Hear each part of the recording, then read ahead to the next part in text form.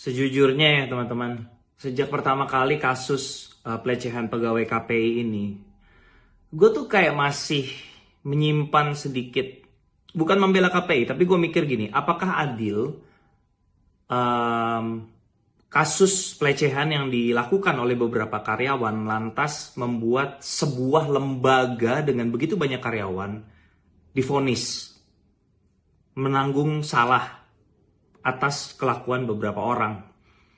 Di awal gue mikir kayaknya nggak terlalu adil juga kalau kayak gitu. Maka gue pengen lihat gitu, KPI sebagai lembaga tuh bersikap bagaimana gitu.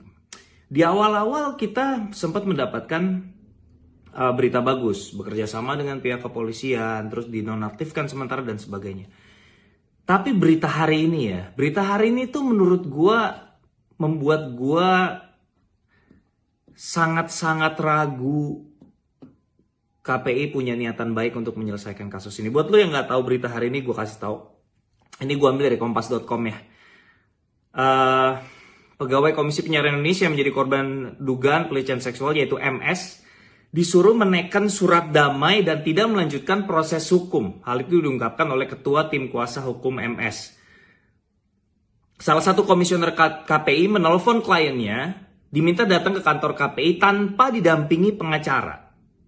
Oke, ini udah jelas ini korban dari sebuah perbuatan yang dia butuh seseorang untuk ngebela dia nggak sih? Dia dipanggil ke situ, menurut keterangan pengacaranya, komisioner KPI yang menelpon MS tidak ada di dalam pertemuan itu, tapi di sana ada pejabat KPI yang tergabung dalam tim investigasi internal. Di sana juga ada sejumlah pelaku, terduga pelaku pelecehan. Lu bayangin nggak? Lu korban pelecehan dipertemukan sama orang yang melecehkan elu.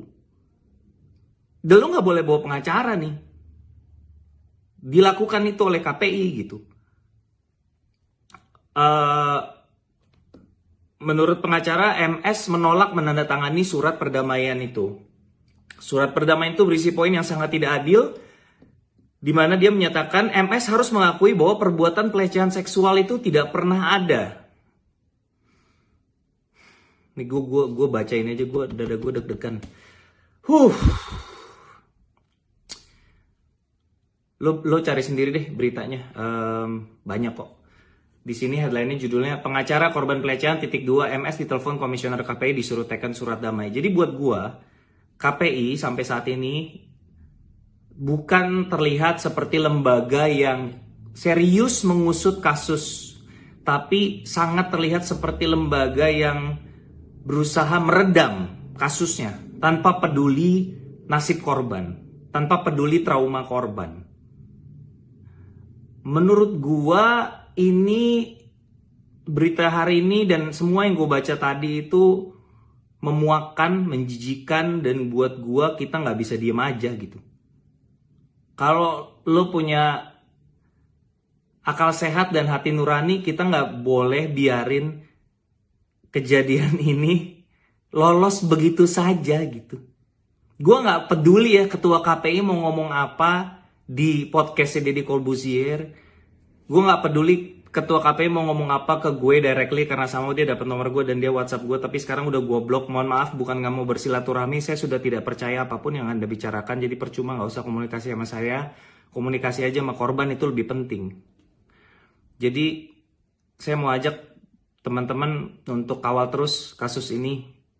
Jangan sampai kita biarkan pelaku-pelaku memaksa korban untuk bertindak seolah-olah derita yang dialami tidak pernah terjadi. Let's make sure that doesn't happen.